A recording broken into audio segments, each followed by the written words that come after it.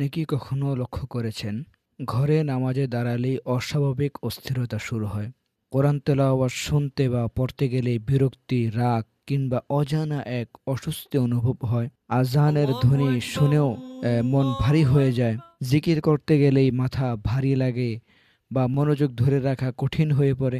আবার অনেকের ক্ষেত্রে কোরআন তেলাওয়াতের সময় হঠাৎ কান্না চলে আসে, শরীর কেঁপে ওঠে, অতিরিক্ত ঘুম পায় কিংবা বমি বমি ভাব অনুভব হয়। এসব লক্ষণ কখনো কখনো জাদু, জিনের কষ্ট বা আধ্যাত্মিক সমস্যার সঙ্গে সম্পর্কিত হতে পারে। তবে মনে রাখতে হবে, সব ক্ষেত্রেই এর কারণ জাদু নয়। মানসিক চাপ, উদ্বেগ বা শারীরিক অসুস্থতার কারণেও এমন উপসর্গ দেখা দিতে পারে। তাই কোনো লক্ষণ দেখা দিলে আতঙ্কিত না হয়ে বিষয়টি শরীয়ভাবে যাচাই করা উচিত।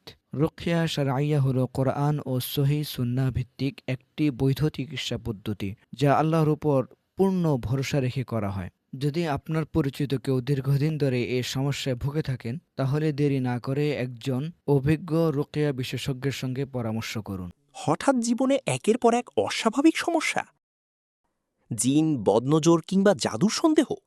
কুরআন ও সুন্না ভিত্তিক রুকিয়া এবং সুন্নাসম্মত হিজামা সেবায় রুকিয়া অ্যান্ড হিজামা সেন্টার বাংলাদেশ